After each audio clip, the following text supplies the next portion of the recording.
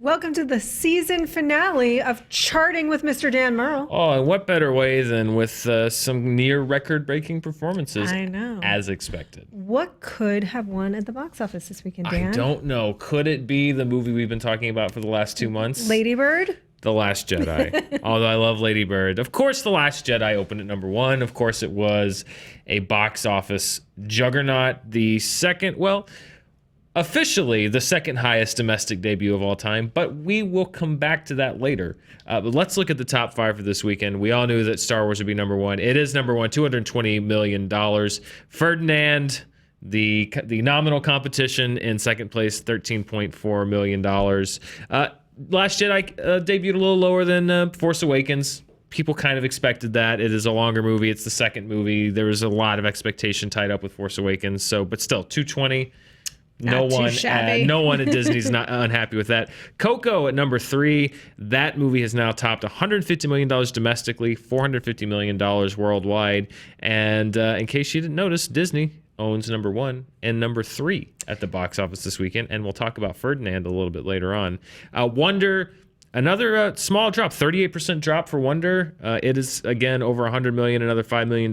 Justice League, number 5, still headed toward a $250 million domestic tally. Nothing really groundbreaking. And Thor Ragnarok drops out of the top 5. Yeah, so Justice League only took how many weeks to get what The Force Awakens did? About 5 weeks. 5 yeah, weeks exactly. to 1 weekend. To 1 weekend. Yeah, I mean, we can't. It's weird because you walk in expecting this. Mm-hmm. But you can't understate what a juggernaut this is. It's insane. $450 million in one worldwide in 1 weekend. Is a lot of money. It is a lot of money. It's more money than all but about 17 movies this year have made, and it's going to be than about 10 movies this year have made by the time we come back next weekend. We won't be here next week, unfortunately. This is the last show of the year for us, but 2018, we're going to be looking at The Last Jedi, farther up the domestic top 10 list than it already is. Definitely on the top 10 international list. We'll see if it tops Beauty and the Beast, but it would be shocking if it didn't cross,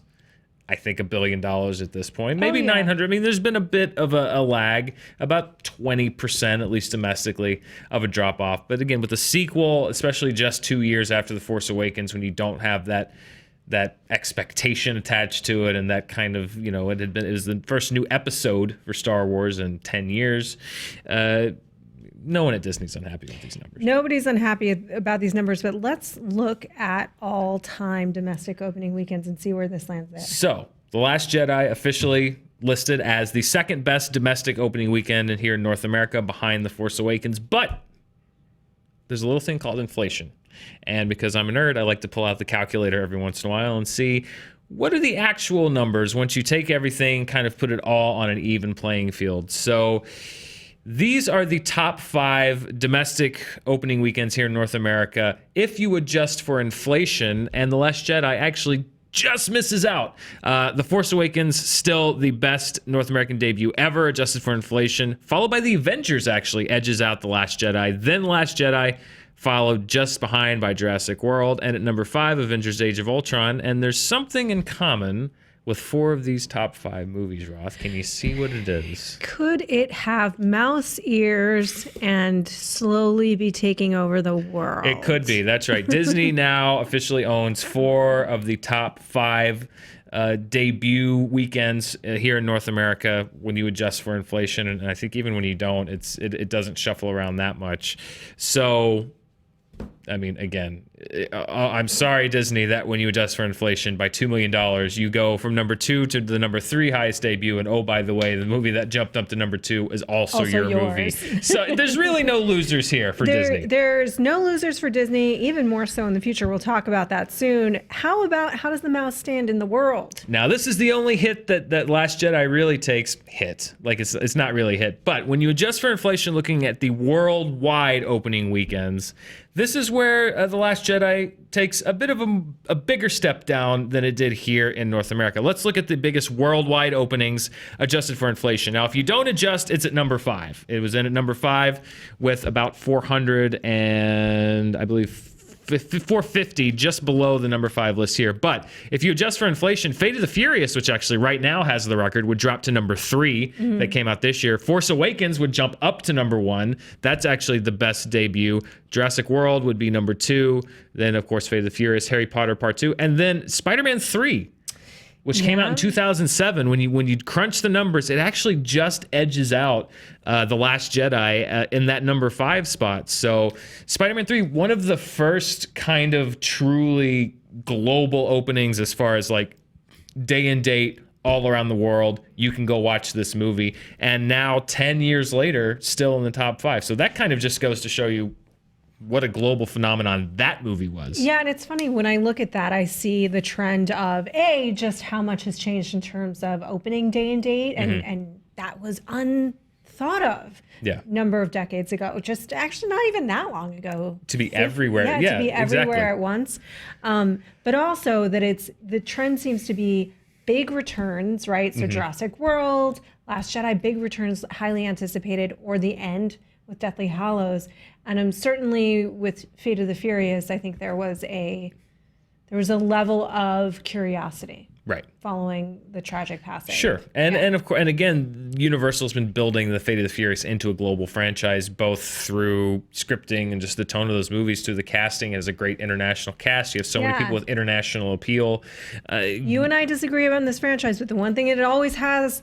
Is very diverse cast, and that's paying off, because that has gone from that's a franchise that's numerically, financially, economically on the wane here in North America.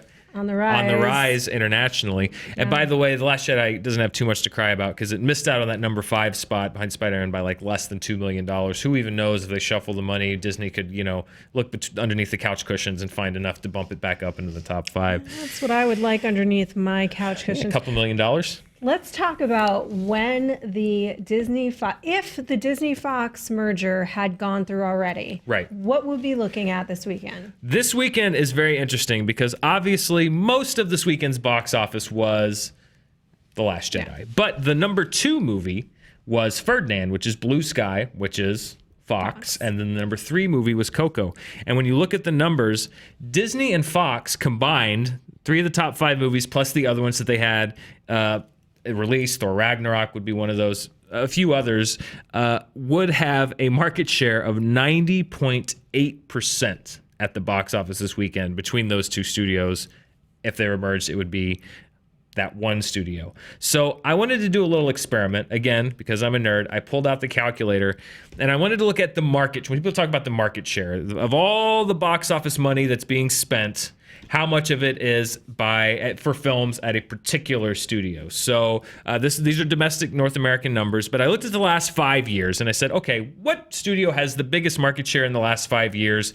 That's been kind of the height of the MCU, the resurgence of Star Wars, Fox revitalizing the X-Men franchise, Deadpool, the kind of modern era, Paramount kind of being on the decline with the Transformers films, kind of a snapshot of what Hollywood looks like right now. So I crunched the numbers, and here's how, for the last 5 years, it looks like with the current studio structure. Disney, not surprisingly, has the biggest market share, 19.22%. But 3% behind, you've got Warner Brothers. They've been doing, that's the DC movies. That's Fantastic Beasts and It this year.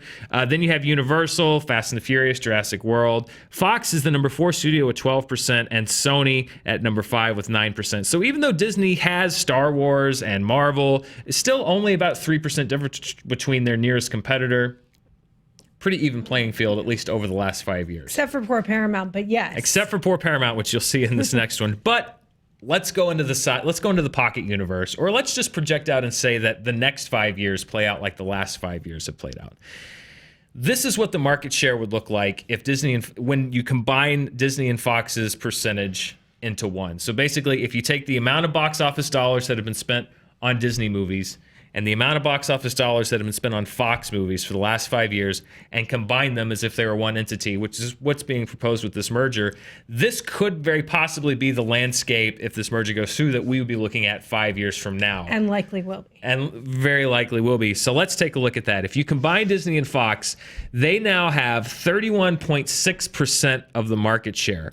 So you notice Disney was about 3% ahead of Warner Brothers. You combine Disney and Fox, they have now almost doubled their nearest competitor, which would be Warner Brothers, and they have more market share than Universal, Sony, and Paramount combined. So you go from 5 studios that are a few percentage points apart to 1 studio that has double the market share of its nearest competitor and more than the rest of their major competitors combined. So when we talk about the fact that the Disney-Fox deal could dramatically transform the landscape of Hollywood, this is what we're talking about. Yeah. We're talking about a studio that could have a third of the market share and potentially double its nearest competitor.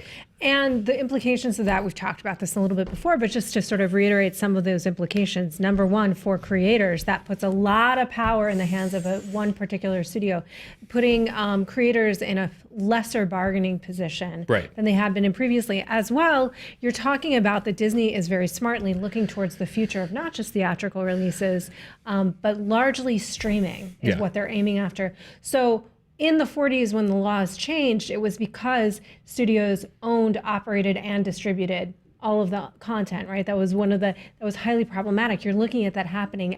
In fact, the goal is for that to happen, to 100% create and own the content that they are also distributing on the streaming services. So that's in addition to the theatrical implications. It is. For theater chains, who are already being told to run Star Wars in their theaters on a certain number of screens. In the biggest screen for 4 weeks, you're going to split the box office 65-35. These are the terms that have been reported that Disney has been asking. What would happen on a weekend where it was Ferdinand, Coco, and The Last Jedi? What happens to any other studio's film in theaters that weekend?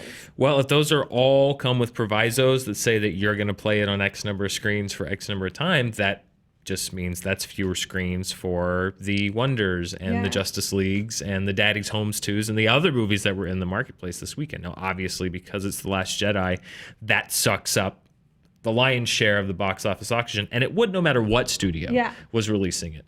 But that is the kind of competitive advantage that definitely gives you the upper hand when you're negotiating, when you're drawing terms, when you're trying to sign talent, when you're trying to sign directors, when you're bidding for scripts. If you're in a sense where you have 30 to 35% of the market share, that is a huge advantage. So, and it can knock out another studio eventually. I mean, it really could be the death of, look, that might happen anyway to something like a Paramount. I don't know. Sure. But it certainly could be the death of it. And whether Paramount make films that you love this year or not, certainly they made films, many of which were very risky in terms of Mother. Yeah.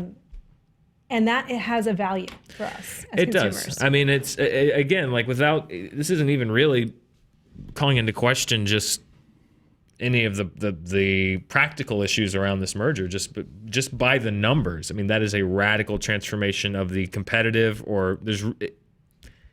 it really does away with a lot of the competitive, quote unquote, nature of Hollywood as far as who's going to be number one, because it's pretty much established. There's no shot at being number one. You're just jockeying for who's number two. That's a big position.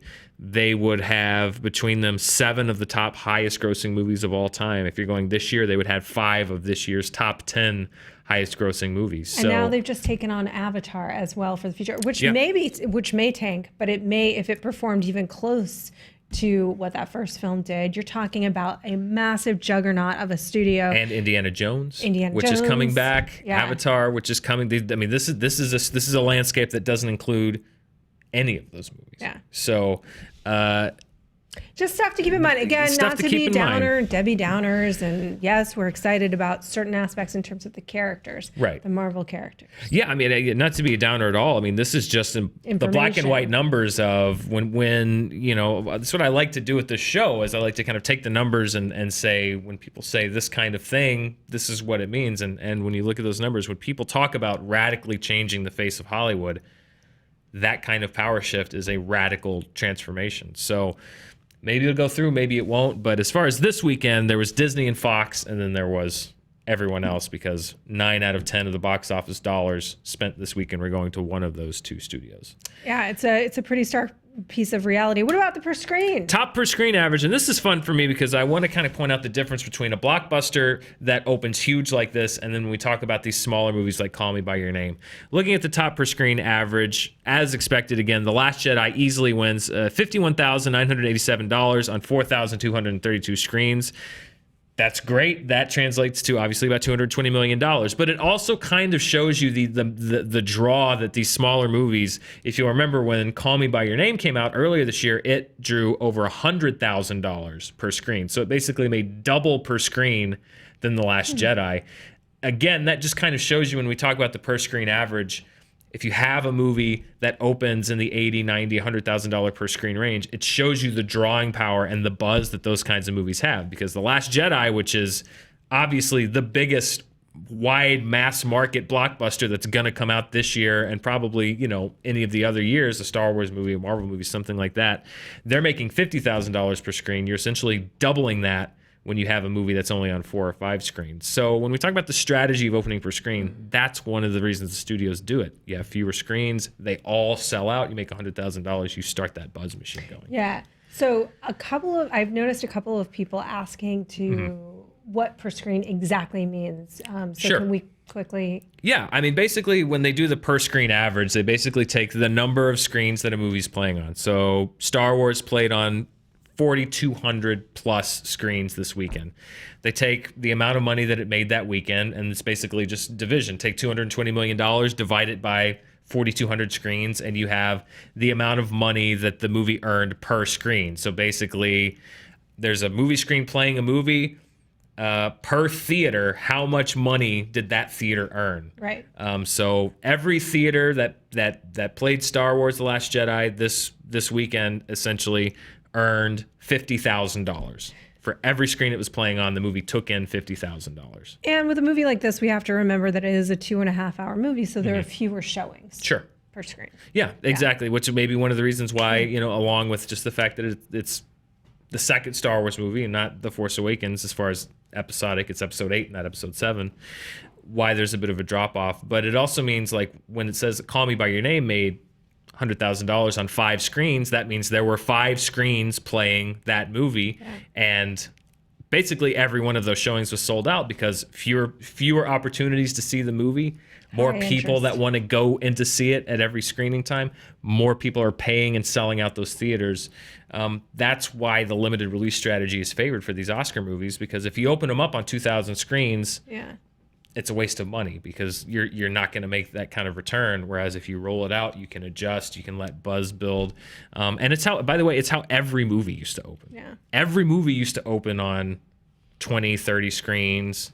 And it's a waste go for out the and out and out. It's a waste for the theaters too, because 3 Billboards isn't going to open to $10 million. It'll make $10 million eventually. Yeah. Because people get the word of mouth, but it's not going to make it immediately. And it's a different strategy, but it's effective, particularly for smaller movies that need some time. They need some time. They need to build that buzz, word of mouth, and you really only need to run for 2 weeks to qualify for an Oscar. 2 weeks? I think you just have to open at some point in the year. At some point. It could We'll look that up. We'll come back to you tomorrow. We won't, because we will be on vacation, but eventually we will return to this topic when we cover the Oscars. Let's talk about the domestic chart this year. Look at the 2017 domestic chart. As expected, Star Wars: The Last Jedi in its first week debuts at number 10. Justice League drops off that list. I still think it's going to be back. You do? I think it's going to be back on that list.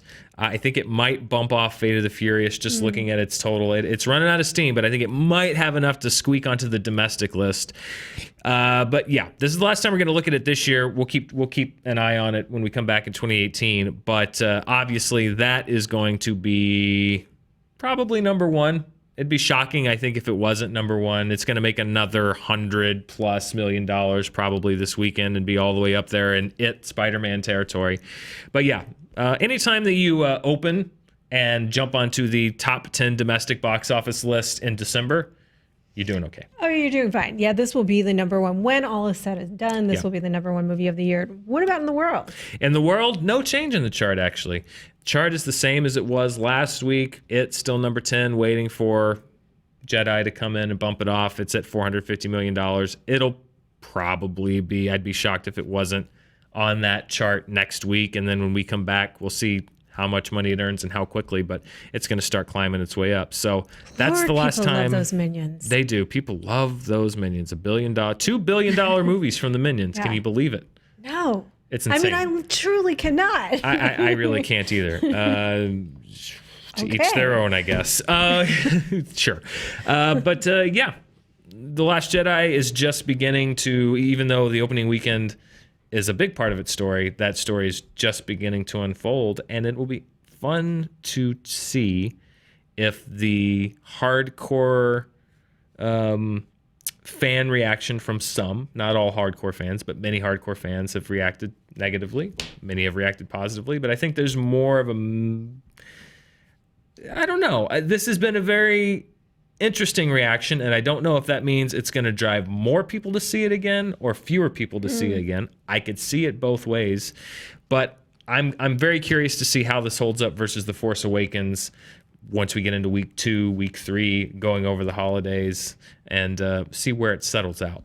Can I give you an anecdotal, non-scientific piece of information? I would love that, yes. I am going to see it again. I've only seen it the one time at the screening. I'm going to go see it again, kind of to continue to unpack it in my mind and how I feel about it.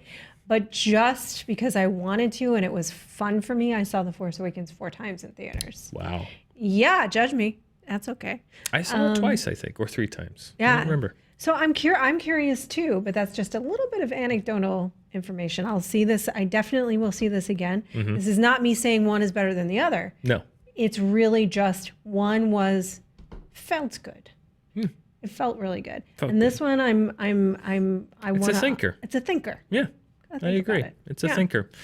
Roth, that's all of our charting for 2017. I'm gonna miss charting, but we'll be back. Miss charting. We'll be back. We'll be back in 2018. We're gonna be keeping tabs on 2017 still, but also we get to start whole new charts. Yeah. Clear the boards, new charts. Weird movies are going to be in the top 10 for a really long time as other ones start coming in. Although, like Insidious and Paddington 2, which I can't wait for. But we don't have to wait long because we were just talking about this before we started. Black Panther drops early in the year. Ready Player One drops early in the year. The idea of the blockbuster season is rapidly disintegrated. And so it's going to be a fun new year of charting. But this has been a lot of fun, too. We started on Dan's Lab, and to bring it over here to news, it's been a lot of fun. And I'm very grateful to everybody that's been watching the show and enjoys it. And I have a blast doing this. So thank you for watching. It's been so much fun. I love joining you for this charting ride. So thank you, Dan, for letting me come along. And I will say this. When I started here at ScreenJunkies, these many year and a half ago, the very first show I did was I joined you on, it was then called Dan's Summer Movie Report. Summer Movie Report, Dan's Summer Movie Report. I can't remember the movie we talked about. I cannot remember. I can't either. I remember Sasha was there. Sasha was there. But so it was basically, here we are. We're coming full circle. We're coming full circle, and it's so much fun. I love doing these numbers, and I'm glad that people like watching it because I really didn't know if anyone would be interested in this. I just kind of did it because no one said no. Yeah, so. which is our motto. Yeah, just if no one tells you no, then just make a video about it and see what happens. See what happens, and maybe people will watch it. I love doing this with you. I'm glad and thankful to have been a part in letting me join you for this words, which I will master by 2018. As you have mastered numbers. Yes. Dan, where can the people find you? You can find me on Twitter at Murrell Dan, and you can find me right here on ScreenJunkies News, wrapping out the year this week. And so we got a lot of cool content over the holidays. There's an episode of Dan's Labyrinth, actually, that is going to be here on News that I'm very excited that I did earlier in this year that I'm very, very excited to share. That's a good one. It's so much fun. And then we'll be back here early next year talking about our favorite movies of the year. Yeah. Of course, tracking the box office numbers. So much fun stuff. So much fun stuff. Stay tuned to ScreenJunkies News all through the break. It's our break. I don't know if it's yours, but there will be plenty for you to watch and dig into. Thank you guys for joining us this year.